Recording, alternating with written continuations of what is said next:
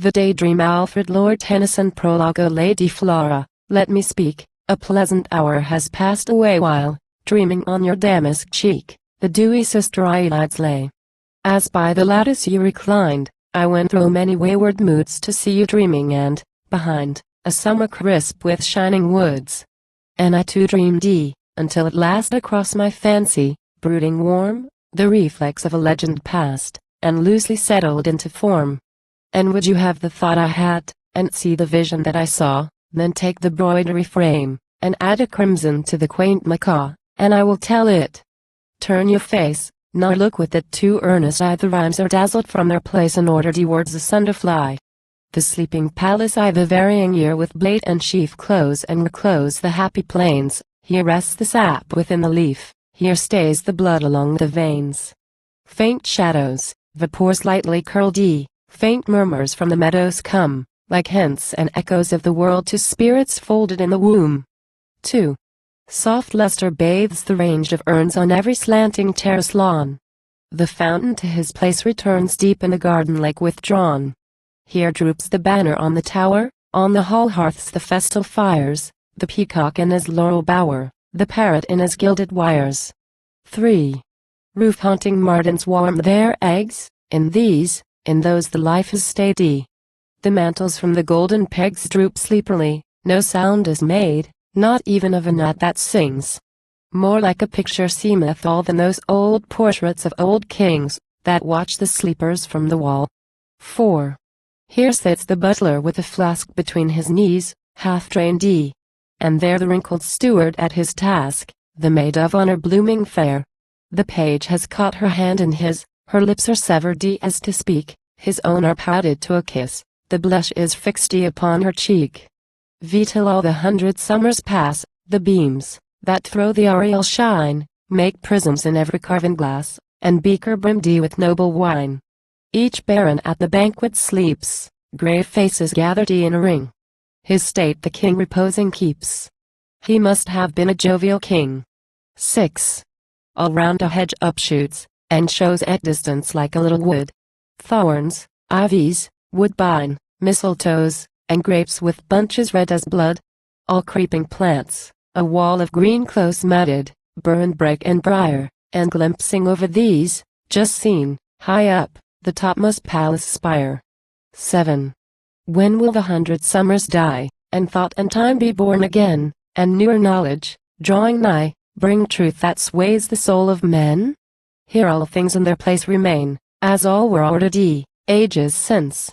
Come, care and pleasure, hope and pain, and bring the fated fairy prince. The sleeping beauty year after year unto her feet, she lying on her couch alone, across the purple coverlet, the maideness jet black hair has grown, on either side her transformed forth streaming from a braid of pearl, the slumberous light is rich and warm, and moves not on the rounded curl. 2.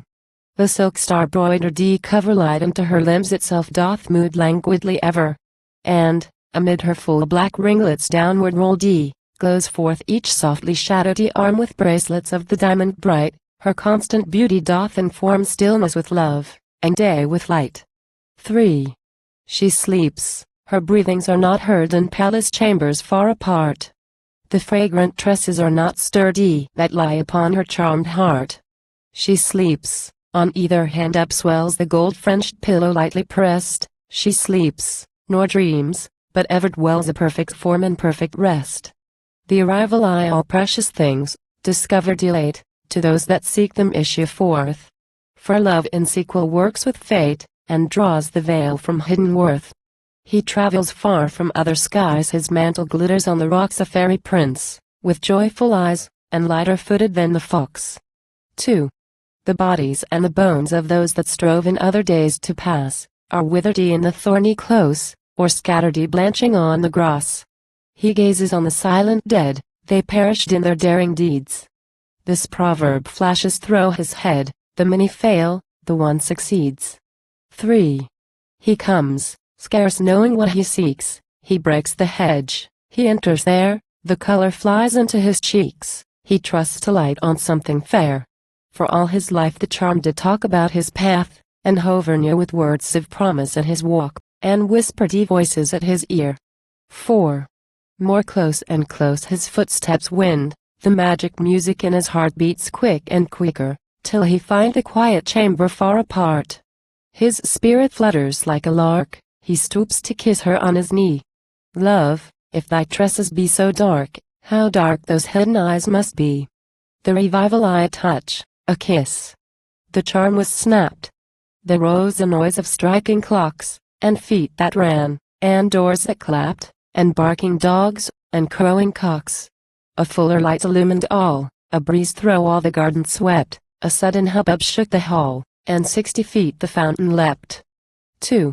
The hedge broke in, the banner blew, the butler drank, the steward scrawled E, the fire shot up, the martin flew, the parrot screamed E, the peacock squalled E, the maid and page renewed their strife, the palace banged E, and buzzed E and clacked, and all the long pent stream of life dashed E downward in a cataract.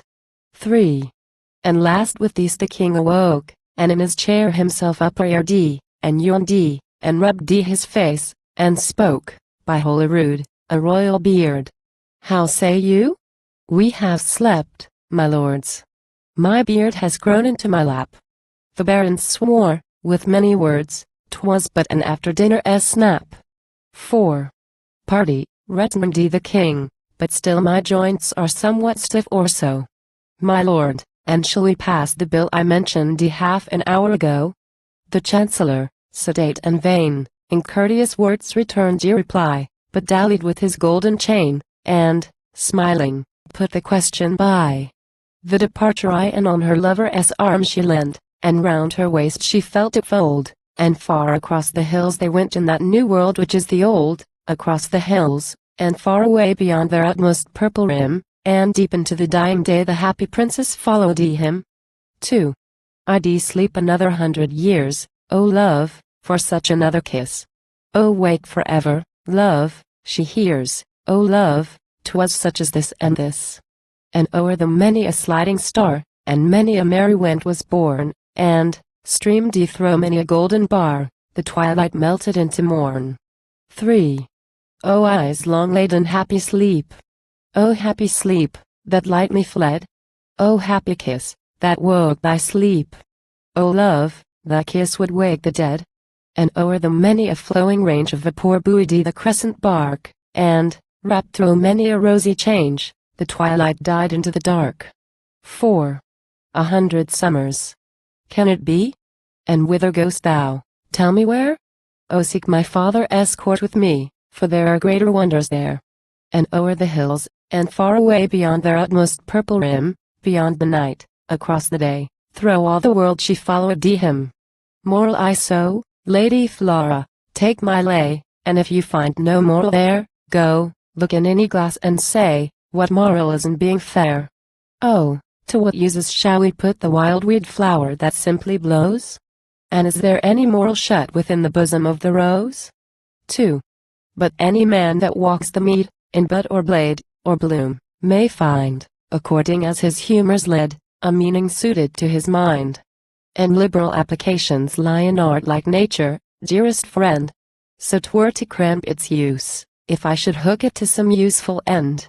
L'envoy you shake your head. A random strain your finer female sense offends. Well, were it not a pleasant thing to fall asleep with all one's friends? To pass with all our social ties to silence from the paths of men, and every 100 years to rise and learn the world, and sleep again. To sleep through terms of mighty wars, and wake on science grown to more, on secrets of the brain, the stars, as wild as aught of fairy lore. And all that else the years will show, the poet forms of stronger hours, the vast republics that may grow, the federations and the powers. Titanic forces taking birth in diverse seasons, diverse climes. For we are ancients of the earth, and in the morning of the times. 2. So sleeping, so aroused from sleep through sunny decades new and strange, or gay quinquenniads would we reap the flower and quintessence of change. 3. Ah, yet would I and would I might. So much your eyes my fancy take, be still the first to leap to light, that I might kiss those eyes awake. 4. Am I right, or am I wrong? To choose your own you did not care. You have my moral from the song, and I will take my pleasure there, and, am I right or am I wrong, my fancy, ranging thro' and thro', to search a meaning for the song, perforce will still revert to you, nor finds a closer truth than this all graceful head, so richly curled and evermore a costly kiss the prelude to some brighter world. 4.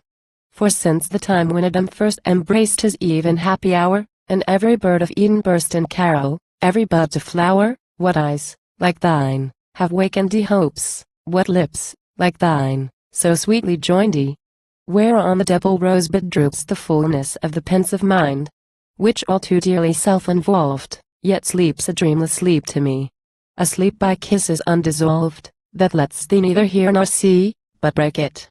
In the name of wife, and in the rights that name may give, are clasped the moral of thy life, and that for which I care to live. Epilogue. So, Lady Flora, take my lay, and, if you find a meaning there, oh whisper to your glass, and say, what wonder, if he thinks me fair? What wonder I was all unwise, to shape the song for your delight like long-tailed birds of paradise that float through heaven, and cannot light? Or old world trains, upheld at court by Cupid boys of blooming hue, but take it earnest wed with sport, and either sacred unto you,